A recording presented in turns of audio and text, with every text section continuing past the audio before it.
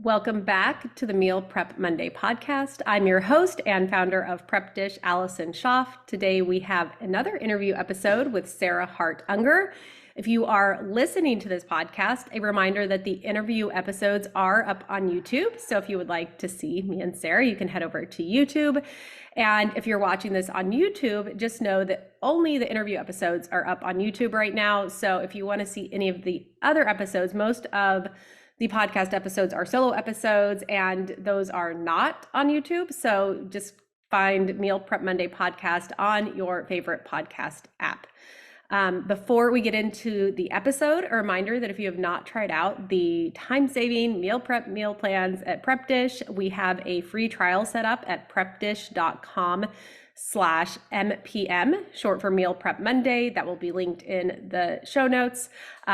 We actually, on today's episode with Sarah, so she is actually a user of Prep Dish, and we start out talking all things planning, including getting into something she calls quintiles, which I just love. And then if you stay through the end of the episode, we get into how she handles meals and mealtime in her house, everything from how she does grocery shopping, how they use Prep Dish, but they use it, she has a nanny that's helping. And so her and the nanny kind of take turns and use it together, which I always think is really cool to hear. So we get to hear just kind of some real life, how she's making mealtime happen in a busy household she has a few kids. She's also a full-time physician, as well as having two podcasts. We'll get all into that. When I re-listened, I realized I said I was on her Best Laid Plans podcast. I was actually a guest on Best of Both Worlds. I'll try and find that episode and link in the show notes, but I just said the wrong one there. So let's head into today's episode. Hi, everybody. Welcome back to Meal Prep Monday. I am here today with Sarah Hart-Unger. Hi, Sarah. Hi. Thank you so much for having me, Allison. Yes, I'm excited to have you on the podcast today. I was actually on one of her podcasts, The Best Laid Plans, a few months ago. So you can go back. We'll link that in the show notes. But today we are going to talk about one of her other passions, and it's a shared passion, which is planning. You have a podcast all about planning. I have a podcast that's all about planning meals. But before we get into all the planning things, why don't you just tell us a little bit about yourself? Yeah, so I live in South Florida. I am a physician and I still work part-time seeing patients 3 days a week. I'm married to another physician, so we're pretty busy, and I have three kids, ages almost 6, 9, and 11. So we're in that like whirlwind phase of parenting where my kids are in a lot of activities and there just always seems to be something going on. And I'm really enjoying this phase of life. So aside from my physician job, the other days of the week I spend podcasting, writing a blog that's been in existence since 2004, going to celebrate the 20th anniversary next year, Whoa. and teaching some courses around planning type content, and it's been a blast. Wow, congrats on almost 20 years for the blog. That's really amazing. So Really amazing or really compulsive, you can decide, but it's been a fun ride. awesome. Well, what I would like to start out is just talking about planning in general, and then towards the end, we'll get into meal planning specifically. So tell us a little bit about how you approach planning in your life. Yeah, so I approach planning as something that is really essential to having my days run pretty smoothly and without the stress of like kind of wondering like what might happen or being surprised by things. Of course, still things come up.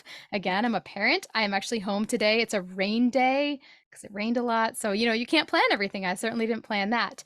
But I have found that planning on every single level is kind of essential to A, making things less stressful, and B, helping me move forward on the things that are really important to me and kind of crafting this unique career that I've been able to make. And what I mean by every level, I call it my like nested goals system. That's how I coined it, but a really big detailed planning session for the year, a kind of medium-sized planning session every single season, a slightly smaller one each month, a slightly smaller than that one each week, and then a really short targeted one every single day. And I've kind of developed rituals for myself, and I help other people develop rituals for themselves at each of those levels so that we can figure out what are the pieces that we really need to make things run smoothly.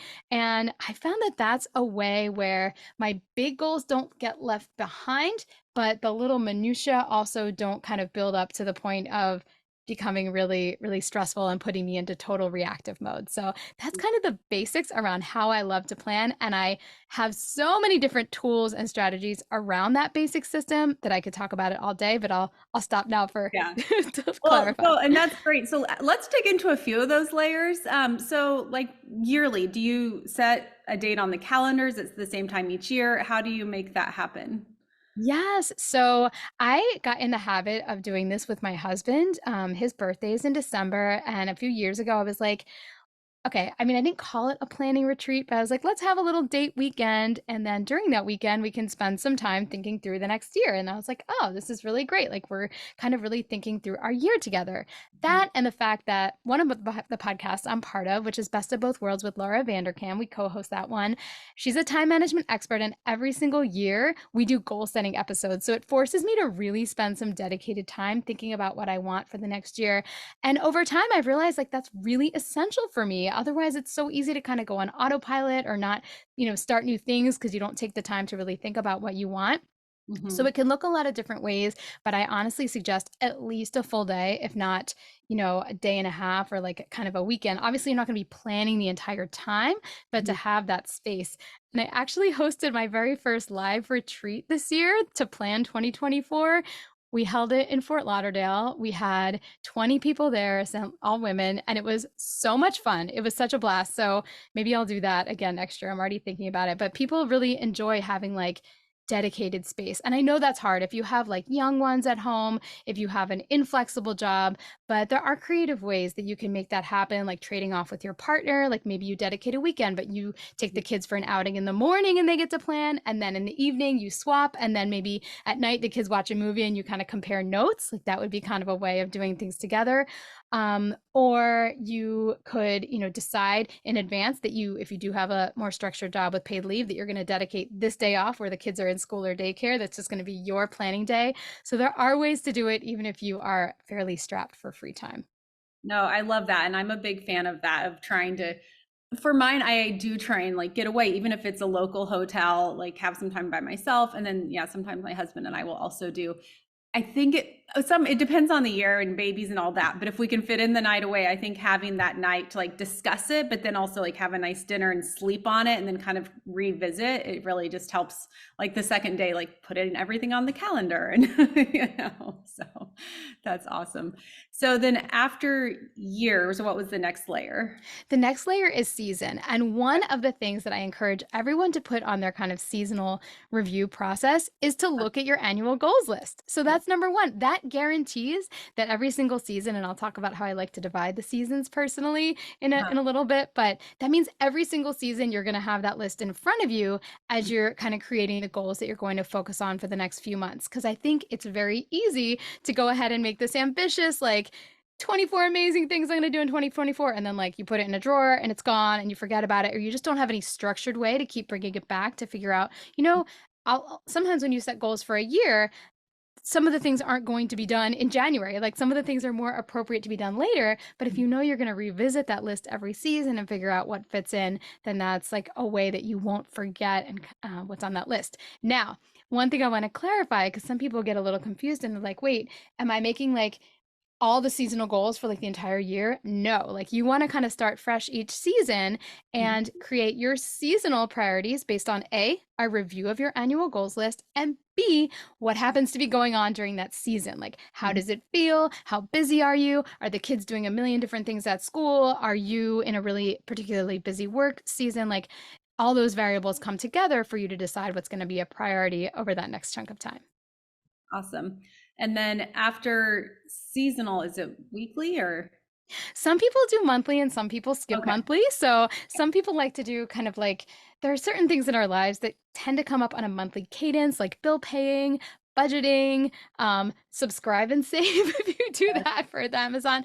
So some people actually prefer not to do a whole monthly like planning or goal setting session, but instead do a more detailed weekly session once a month. So Uh, your mileage may vary on that. I've gotten a lot of feedback from various users whether they prefer having a monthly or not.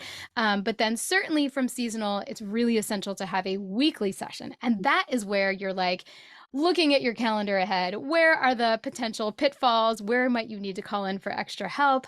What, projects do your kids have that you need to order stuff for? That's where like the whole like kind of staying 3 steps ahead can be really, really helpful in helping the week go more smoothly. And also to look at that seasonal list so that you can make sure some of those priorities that you've kind of thought through are being addressed throughout your week. So at each level, again, you're kind of looking at the level above and then kind of using that to shape what you're going to accomplish. Now, of course, the scope of tasks is going to be a lot smaller on a weekly basis than on a seasonal level, but still they could be a piece of a bigger project that you're going to tackle. Great. And what tools are you using to facilitate some of this? Yeah, so I am very open to different tools. I personally really enjoy paper for a lot of my planning, but I've worked with so many people, mostly women by now, and know that like digital is definitely really works better for a lot of people for different types of reasons. I think especially if you have a corporate type job where you have really unpredictable meetings that get moved a lot, paper can just become really frustrating. That's Yeah. not really the case with me. As a physician, my hours are pretty set and like I can see my patient schedule in a very separate resource that's, like a lockdown electronic medical record. So for me, the paper works.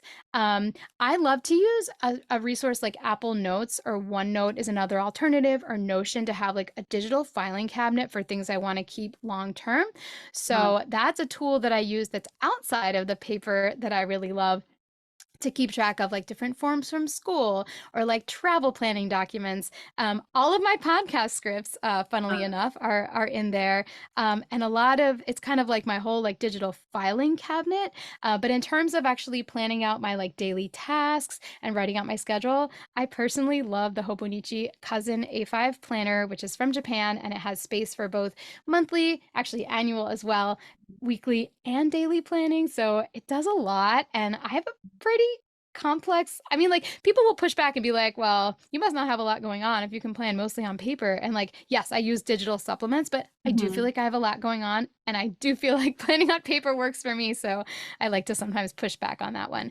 And I love so many different planners. Yeah. I review planners on the podcast. So lots and lots of brands I'm familiar with. And there's so many good ones out there and so many different ways to use them. And I think it's fun. Yeah, no, I am with you on that. And I am also, because I've noticed in listening to some of your episodes that you will try out new ones. And I'm like that each year. I'm always excited. Okay, which one am I going to try this year? And, it's varied so much on seasons. Like, if I'm in baby mode, I don't need like the full focus planner where it's every single day. I need just like the week at a glance. And so I've switched over the years, and it's always fun to see, what works. And I'm also with you though. I use all the electronic. I have supplements there, but I need to have it written in front of me day to day. I need to have that visual list. And I just think there's something that happens when you're putting pen to paper, and something that clicks in a way that just is not happening digitally. So, I agree. And there's also like, if you have your planner with you, I think people underestimate how efficient it is to just write something down really quickly. Like you're yeah. not unlocking your phone, opening up the app, getting distracted by the other app. Oh, wait, what was I even doing? Like it's really quite fast to just write down a little, okay, dentist appointment at 2 o'clock, like, done, moving on. So I think there's an efficiency there that people tend to assume that digital must be more efficient, but it isn't always. Can I Yeah. talk about quintiles? Because I didn't get to Yes. talk Oh, about yes. quintiles. Yeah. Go into quintiles. So I mentioned that I have like a unique way I like to divide the seasons of the year. And if you've heard me speak before, you may know this, but when I mention season, you can do the traditional quarters, like a business type calendar might have like January, February, March as a quarter, etc. But I do have school age kids, and I have found that my favorite way to break up the year is into 5 pieces. Number one, I enjoy having one extra checkpoint, like who doesn't love their clean slate? And number two, it just fits better with the rhythms of being a parent. And so I go January 1st to spring break to the end of the school year, The summer is 1 quintile, that's quintile 3, the start of school year to November 1st, and then November 1st to the end of the year. Why did I separate that? Because that time feels different. It feels special. It's like celebration, I call it reflection season. So I feel Mhm. like it deserved its own special spot. So I love to divide the year that way. And I always feel ready to like revisit my routines and goals and everything when a new quintile comes up. No, I love that way of looking at it and just making it work with, your family's schedule. And I'm just getting to the age where my kids might start entering those school seasons. And I've always worked off the quarters because I've been more from the business perspective, but I love having in the back of my mind, I may have to shift this at some point because it makes so much sense to me. You can always keep your business stuff on the traditional quarters, but then do Yep. kind of like home sessions based on the other part. Like we still do like financial discussions on the quarterly level because that's when you get Uh, statements and stuff, but all the rest, quintiles. Makes sense. Great. Well, let's shift gears a little bit now and talk about how you use some of this and how you approach your meal planning. Yes. So I have been using Prep Dish for a long time. I don't know if I started after you became like because you guys are a supporter of Best Laid We're a Plans, which is sponsor. amazing. But I had already been looking at it even before that because it is the type of food that I really like and like feeding my family, like just really like simple ingredients put together in interesting ways. So my interest was piqued from the get-go. And when I started trying it, I was like, I love things that are efficient and that like are actually making my life easier. And I feel like there are so many solutions being sold to us in the cooking world that Mhm, promise that. But I actually like find that Prep Dish actually delivers that. Like mhm. spending a Sunday prepping actually does make the week a lot easier. And so I've been using the super fast plan mostly for the past few years now. We don't use it every single week. I would say we use it about 60% of the time. The times we might not use it is like if everything's crazy and we're coming back from vacation, we may resort to something like a meal kit or just like standards for our family. But like Yep. on a regular week, it just makes things super easy. And a lot of times, I do have, so because I do work full time and we still have a nanny that helps with the kids, we kind of split the Prep Dish labor up between us. So a lot of times I'll start everything on the weekend and I'll actually cook the first meal on Sunday night. So that'll be like our Sunday dinner and then get some of the prep done. And then when she comes in Monday, she like finishes everything. And often she'll like make everything for the rest of the week just on because that's how streamlined it is. And then it's done. Yep. And then we have everything set up. I also find it very flexible in terms of like we'll sub out ingredients sometimes like if it's a type of like I don't love tilapia so I'm like okay I'll just put salmon or like whatever and it works well and also my kids are not super picky and I'm very grateful for that but one of Mhm. them tends to be a little bit more selective and usually it's easy to kind of keep some ingredients a little bit separate and then Yep. just be like, okay, well, we have sweet potatoes from this meal. We'll just leave a little bit of these out and then you can have it with like the leftover, pasta with chicken, or like whatever it is. So I find it flexible enough that nothing goes to waste. And then I love, if there are leftovers, I love taking prep dish Yes. leftovers for lunch. Lunch. Me So too. yeah, we really, really enjoy it. And I do sometimes venture and do the gluten-free one. Like if I'm not as excited about the super fast and I look at that one and I'm like, ooh, seasonal fun Yes. stuff. And like there's a dessert in there. Like sometimes I'll venture out to that. So I think this year I might experiment with trying that menu a little bit more often. We're not gluten-free. And in fact, sometimes I'll sub a glutinous item for like the gluten-free Yes. pasta. But I agree again, with it's that. like cleaner ingredients. It's the type of flavors we like. It's a lot of protein, which I find really, really important. I'm a runner and like I realized this year that like the importance of getting enough protein and I feel like prep dish works really, really well for that. Great. So I love hearing how different people make it work because I think I always say in the beginning, yeah, kind of follow it through as is for a week or two, but really the key to making it sustainable is to figure out how to make those tweaks and how to make it work. So are there other things you're doing like portion sizes? Are you buying exactly the portions it says, or is that something? Sometimes I increase because there's 5 of us and my kids eat a lot and I like leftovers. Like especially sometimes I'll double the protein on purpose so we'll have like some more for lunches. I tend to do my grocery shopping based on your list. I actually sometimes just use the paper and then just add some of my own things and bring that like to Trader Joe's or wherever I'm going. Trader Yep. Joe's a lot recently and honestly your ingredients are very TJ's friendly for those that enjoy shopping there. So, yeah, sometimes I'll do some double, but other times I just do it as is. Okay. And so it sounds like are you usually doing grocery shopping in person or ordering or? I do lately. So I don't even know if Trader Joe's has like an Instacart option, but I really like going there. And sometimes I'll bring one or two kids. I try not to bring all three. That's Yep. like not terribly much fun. But like my oldest is now helpful enough that I can send her on little missions and she'll get stuff. And then they have like the tiny little carts there. So my youngest really enjoys like doing her own shopping and then you get a lollipop at the end. So I actually kind of enjoy my shopping experience. I did do grocery delivery for a while, and I tended to go through the Whole Foods route, and honestly, it got quite expensive. So I love Whole Foods, and I still shop there at times, but TJ's has kind of become my weekly standard. No, I mean, it's my job. And so I always feel like I can justify that I spend a lot on groceries and, I do some recipe testing and we're in the country, but we can get Whole Foods delivery, but it just sort of adds up. And so recently Kroger started delivering out here and if you sign up for the membership, you get free delivery and no option to tip because tips is just like baked in. And so I've started doing more Kroger and then I'll have to fill in with Whole Foods depending just because there's some ingredients you can only get from there. But I've started doing a little more of the delivery side of things, but mainly because I'm not always on the path to the grocery store. It's not close by. So Yeah, it sounds like you live far from stuff. I live in a suburb where there are so many, I mean, there's so many options close to me.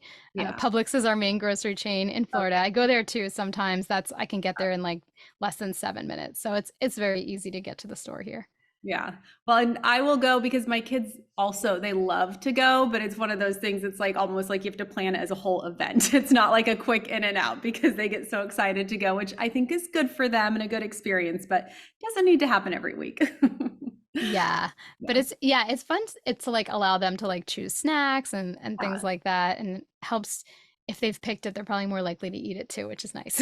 Exactly. Like I always say, set them loose in the produce section. Say, hey, why don't you they love to pick out a fruit. And sometimes they'll like start eating it right there, whatever. But I'm like, pick out your fruit because they have always in the morning, their snack is a fruit. So I'm like, go pick out your fruit snack. And they run around and grab a thing of grapes. Yeah, and then you end up with like golden kiwis or gooseberries or like something Yeah. unexpected and it's fun.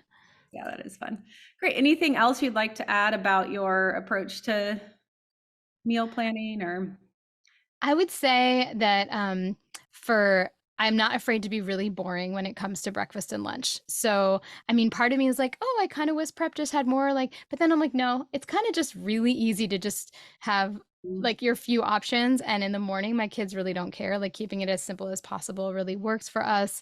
And then for lunch, it's like, what can I have that has protein? Like that's how I make my decision. And like, is it leftovers? Is it eggs or is it cottage cheese? And then like I add to that. And like it doesn't have to be a whole production. So I'm really happy with my current rotation and prep dish is a big part of that. Good. And then I was going to ask too, the days. So do you follow the order or do you write them out on a board, on a Oh calendar? yeah, How do you do I that? do usually go in order. I tend to look, I mean, if there's like an obvious one where I know we're all going to be out and it's a meal that like won't really work for that, then I might make a swap. But in general, I go Sunday, Monday, Wednesday, Tuesday, Thursday. So the 5 meals in the super fast plan. Again, I'm making Sunday and I'm starting the prep, and then the rest of it is like kind of throughout the week. And then Friday is like leftover slash whatever we happen to have. Sometimes it's frozen pizza. Sometimes we have enough leftovers. It varies. Saturday, we do either usually go out or have takeout. My kids have reached the age where going out as a family is actually kind of nice.